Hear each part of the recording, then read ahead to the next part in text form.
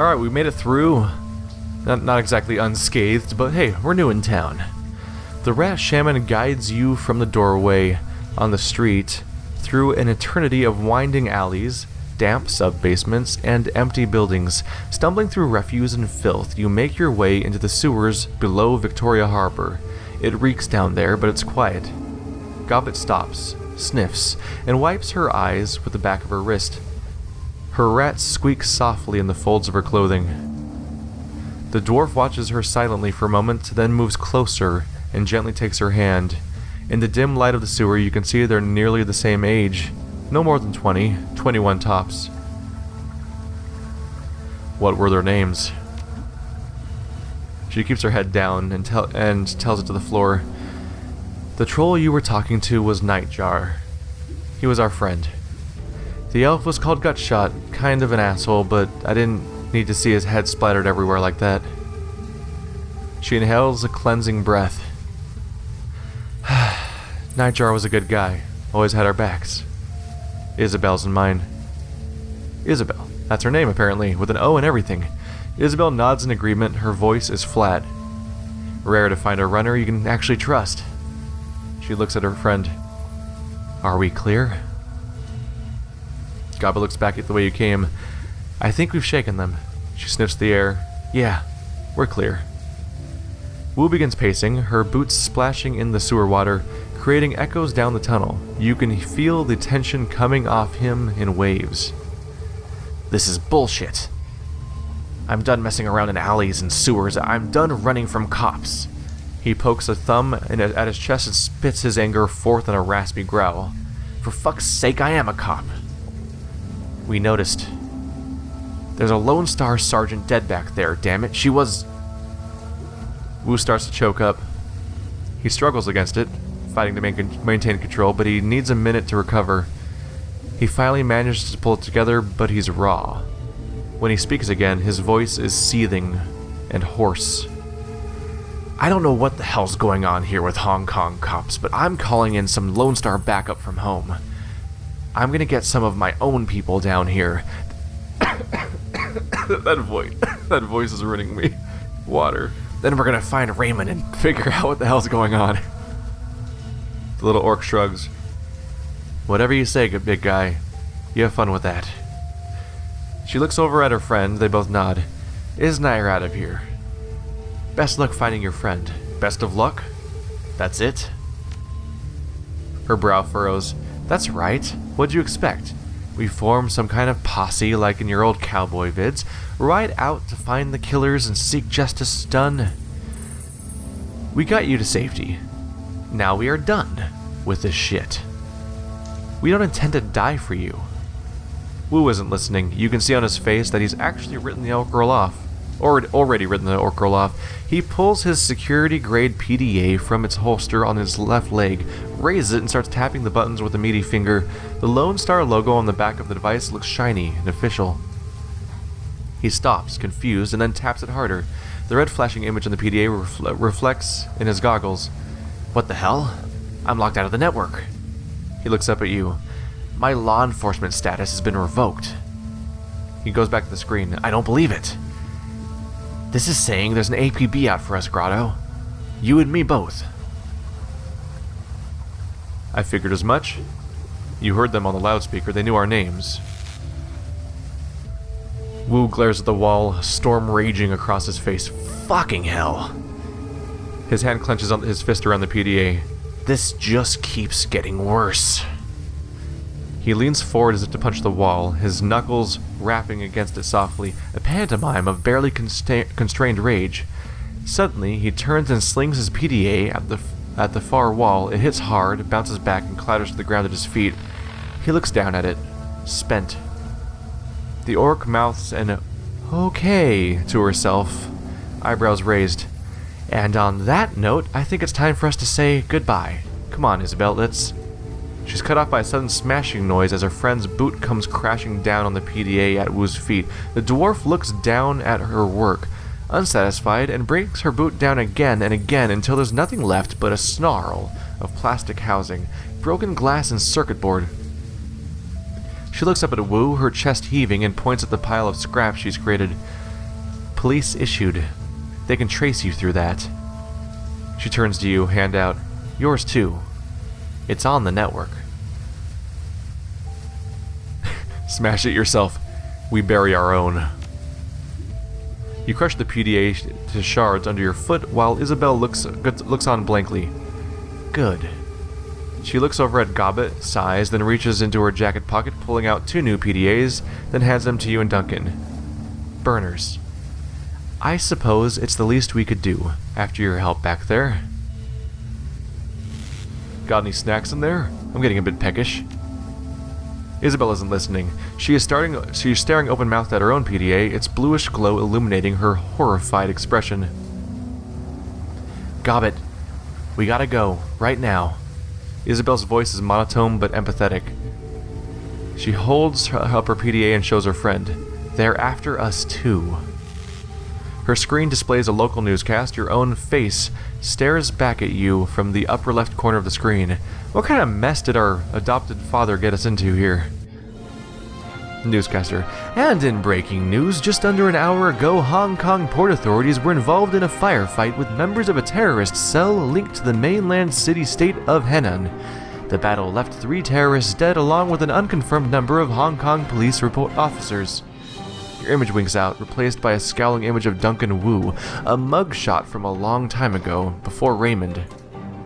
Our sources report that Seattle natives Duncan Wu and Grotto Finch, along with their Hong Kong-based accomplices, are still at large. They are well armed and should be considered extremely dangerous. Low-res photographs of Gobbet and Isabel pop up on screen, replacing Duncan Wu. The color drains out of Gobbet's face. Oh shit! Kowloon officials report that the terrorist cell known as the White Star maintains ties to the state of Henan, and it is purported to be receiving weapons and funding from anti-corporate groups in the UCAS city-state of Seattle. Port authorities are standing on high alert, and the Hong Kong Police Force's Special Duties Unit has been engaged to deal with the threat. We go live now to Chief Inspector Crate in the Special Duties Unit, who will be making a statement. Behind the newscaster, a video window displays the location of your firefight in Victoria Harbor. The camera pans to Chief Inspector Crate. She is surrounded by a swarm of news reporters, but appears unfazed by the attention. She speaks with supreme confidence. We have yet to ascertain the motive for tonight's attack, but it was clearly a well-planned and coordinated effort. Crate sounds smooth, more like a corporate mouthpiece than a cop. We have already issued all points bulletin along with a kill or capture order for the 4 remaining terrorists, and I have instructed the Special Duties Unit to make this manhunt a top priority. She looks directly into the camera. If you should see one or more of these individuals, do not attempt to engage them. Instead, tap in the HKPF flash code at the bottom of the screen. If you are on an authorized network and take a picture, our system will automatically identify them in your data stream. The Decker switches off the newscast and clips her PDA back onto her belt. For a moment, there's no sound but the roar of sewer water rushing through the pipes. Gobbet bends over. Hands on her knees, sucking wind, her rats scurry for a new position. So now we know more or less what these party members are. I'm an adept. I'm actually not entirely sure, but I think my brother is a samurai. And then our new characters are a Decker and a mage, I believe. Or maybe a shaman. I'm not sure if Rat Person's a mage or a shaman yet, but the dwarf girl's the Decker, which is the hacker type character.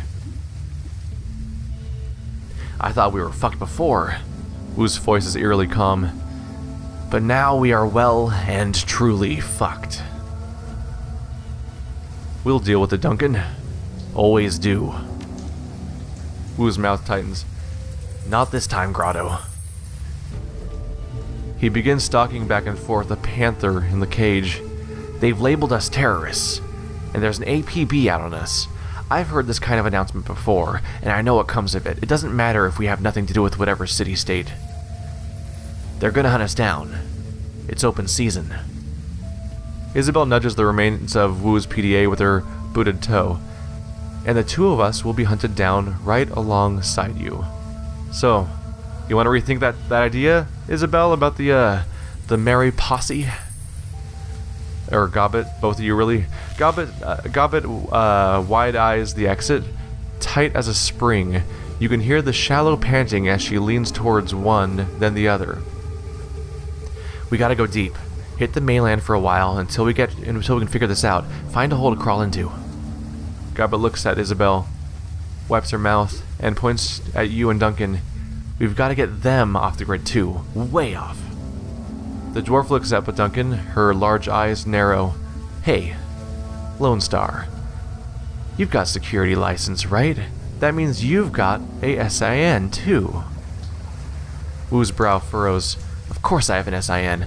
I wouldn't be able to get paid otherwise. Only criminals and lowlifes go SINless. She runs her hands along the cyber deck, thinking, that means that you can be traced.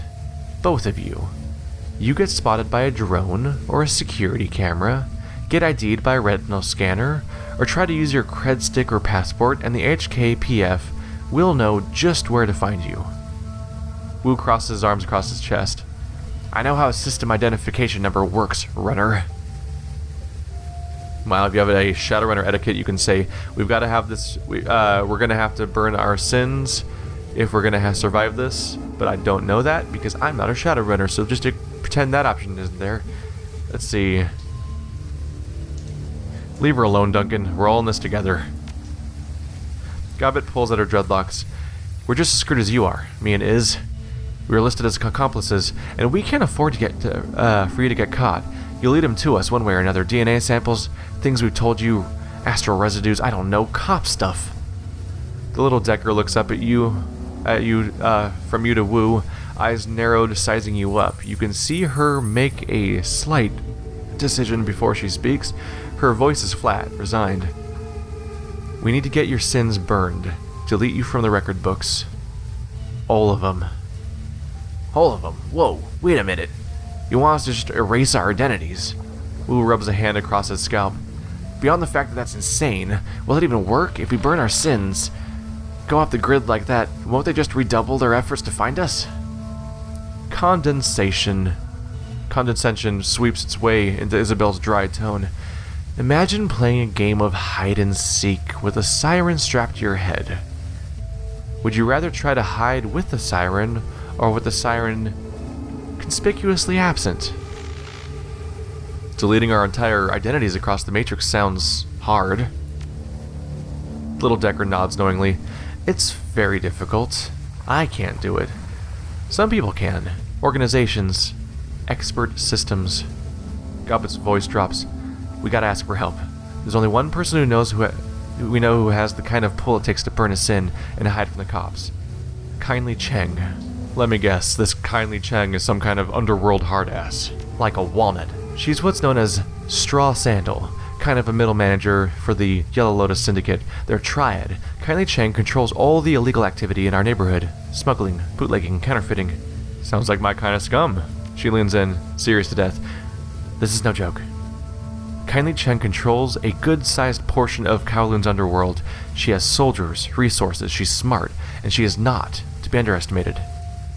Isabel's voice is hollow and flat. Taking favors from a woman like Kindly Cheng is a good way to get yourself into indentured servitude. You don't want to owe favors to a woman like that. Her eyes get big, round. Ideally, you don't want to deal with her at all. That was Nightjar's job. Wait a minute, you know this woman? We've only met her once or twice. Nightjar was the one who worked with her. Like I said, she's got her fingers in everything, including brokering shadow runs for the corpse. Kindly Cheng is our fixer. Gobbet tries to make her voice light, confident. Just stay on her good side and you'll have nothing to worry about. Now let's get this done before one of your trips to the APB brings us all hell down upon us. Well, I'm a little wounded. You guys want to fix that? Huh? Anything stashed around here, maybe? To complement the small sum of money I've found so far? Alright, fine. Well, we're in the sewers. We're lonely and hungry, and I got bullets in me. And I'm wondering if the punchy strategy is going to be working for me or not. It'd be probably not a terrible time to just add a new save. There we go. Do that periodically. You're about to leave this location and enter the subway system. Continue. Yeah. I know what's up. Also, I didn't see anything else in there, so seems reasonable. SINless. You scramble up a ladder and through an access way where the sewer system spits you out into the Hong Kong Mass Transit Railway System, the MTR. Crossing the rails, you climb up to the platform and into the station. Above you is Hioi, where the Rat Shaman and Little Decker plan to plead your case to kindly Cheng, the only woman they know who can help you get underground and get off the grid fast. But there'll be a price. Cheng is a triad boss whose favors tend to come with strings attached. The sounds of the waterfront at night leak down from the stairway to the surface. Peering up the steps, you catch a glimpse of the night sky, overcast and low. Alright, so we're already becoming framed terrorists that everyone in the world seems to be after. And now we're gonna owe a favor to a mob boss. Sounds like a good strategy. Ooh, 5 more karma. That's definitely enough to level at this point. The sewers deposit you into a series of mechanical access ways that eventually link to a system of railway tunnels. Gobbet leads you through 5 or 6 magnetically sealed doors and across several sets of electrified tracks until she indicates that you've reached your destination. She holds up her hand, indicating the surrounding platform. This is the MTR station for Hioi. I'm every time I decide on a pronunciation for that, I'm gonna immediately lose it again. Once you go up the stairs, you'll be in our neighborhood. Kindly Cheng runs her operation out of the mahjong parlor there called Swift Winds. Wu rips off his goggles. There's an APAB out on us. How do you expect us to get to this Swift Winds place without taking a bullet? Hioi is known as a protected area. Kindly Cheng sees to that. It's a shadowy community. Smugglers, hijackers, black marketers. You get the idea. Cops tend to give the place a wide berth. Isabel gives you a shallow nod. Her gaze remains planted on the floor. Police cameras don't last long here. Between the smog and the cloud cover, we shouldn't have to worry about drone surveillance either. The HKPV... wow. Going for the human papillomavirus or whatever, like, the HKPF won't find you. Not if you follow our lead. Gobbet widens her stance, puts her hands on her hips. Now here's how this is gonna work. You can't get an audience with Cheng until we secure the invitation, so me and Iz will go on ahead and pay our respects. Then we'll request that she see you, politely. An audience. What is she, a queen? Her arms cross and her eyebrows raise high. As far as you're concerned, yeah, she's the Queen of Kowloon. Gobbet holds up her hand. One more thing. Kylie Cheng is a dangerous woman. She may seem friendly, but don't let her guard drop. Don't let your guard drop, or whatever you do, do not disrespect for her. Do not disrespect her. I said disrespect for her. God damn it. I've dealt with dangerous people all my life. I know how to behave myself. You'd better. If you don't, it's on all our asses. She lets her hand fall, nods to 3 of you. Okay, we'll go on ahead and smooth the way. Just give us a few minutes to start. If this place is protected, why shouldn't we talk to anybody? She rolls her eyes and lets out a little grunt. I said the place was protected, not you're protected. Isabel fiddles with her deck. No one here knows you. The outsiders aren't welcome in Hioi. Gobbet eyes Wu up and down. Plus, your friend here radiates cop. Cops are even less welcome than outsiders. Then she looks your way, and you're not exactly ordinary either, are you? I am what I am. She smiles for the first time. Yeah, that's what I was worried about. If people see us strolling through town together with no prior explanation, we might not make it to Mahjong Parlor at all. How do we know you're not just going to bolt on us? She squints at you, confused. Because we need your sins burned as badly as you do, and we need to figure out a way out of this shit, or we're all dead. Plus, we could use the muscle right now. Her voice turns sheepish. Just saying. She quickly turns away. See you at the mahjong parlor. You leaving me? Aww. But it's scary and lonely here, and I'm bad with people. The Shadowrunner's footsteps quickly fall away, and then you're alone with Wu. He grunts something unintelligible and begins panther stalking back and forth again. Boot prints of sewer water and muck marking his path on the subway platform behind him. Gross. Probably should, like, clean up a little bit if everyone's gonna smell us coming. Minutes pass. Wu stops his pacing and runs both hands over his face, groaning, a sound of anxiety and disgust. It dissipates when he stands there silently, his hands covering his face and his shoulders shaking with emotion. Then he begins to laugh. It's a laugh that comes from deep down, from a place where fear and frustration and impotence swirl. I think it's finally triggering for Wu in his head, like, oh yeah, Daddy got us into this situation. The guy we came here for, he's mixed into something real bad, and those people don't want us coming, apparently. But the barrier holds. Wu focuses, taking control of his breathing, and his laughter begins to slow. He becomes himself again. Oh my god, Grotto. After an aftershock of laughter shudders through him. Are you fucking kidding me? What the hell are we doing here? How'd we get into this? He drops his hands and turns to you, shaking his head in disbelief. I think I'm gonna lose it. Do what you gotta do. Just make it fast. He glares at you. Make it fast? What? Cater is dead, Grotto. They fucking ended her. He puts a hand on his forehead. I don't know what I'm gonna do now. Sounds like she was more than just your partner. He turns to you with a blank face. More than just a partner. Of course she was. Then he gets it and his hackles raise. She was my training officer, you idiot. My mentor. Idiot. Wu waves you off with a gnarled hand. Carter was my partner. She had my back. Do you know how important that is? What it means to lose that? When you're out there on the streets facing down a food riot, you need to know someone's looking out for you. That you're standing next to someone you can depend on. That was Carter. His shoulders slump and he exhales heavily. And she was like my compass, my anchor, or some such shit. She kept me, I don't know, sane. I get it. She was important to you, and she got killed. Now try to focus, so we don't get killed. Wu glares at you, his right hand flexing. Then he steps back, sucking in a deep breath. Screw it. Whatever she was, I'm throwing her down the memory hole. You know what? He snarls, spits. Because it doesn't matter now. Because we're gonna burn our sins, Grotto. Just, Jesus Christ, do you know what that means? The moment we do that, we're dead. To all the world, we're dead. We're wiped clean. He counts it off in his fingers. Raymond. The house we grew up in. My career. Carter. All gone. No home, no money, no identity, nothing. He waves his hand, brushes it all away. We will be nobody. That's not entirely true, and Carter doesn't magically disappear the moment you stop having an identity. It's just not on paper anymore.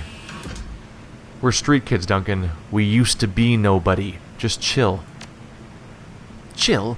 Who the fuck are you to tell me to chill after what just happened? And you aren't losing what I'm about to lose either. Our paths went in different directions a long time ago. Wu's neck cranes forward, his lower jaw thrust out ahead of him. You left me behind, goddammit. You left me behind. You left me behind. Memories flash bright. Suddenly you're back 8 years ago, on the street outside of Raymond's house, just you and Wu in the middle of the night.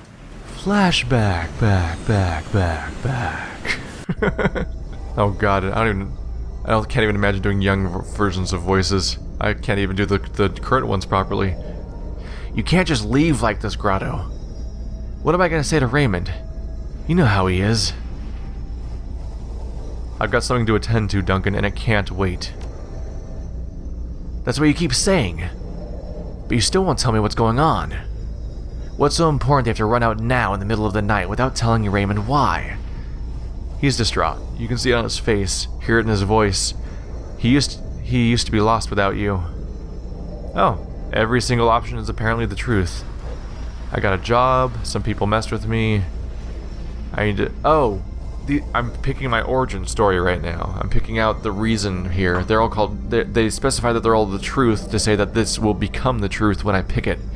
So the options are, it's a job. Too good to pass up. Come on, Duncan. We could use you. You're in a good fight. Or you're good in a fight. Or... Some people messed with me, and I don't intend on letting them get away with it. Could use your help.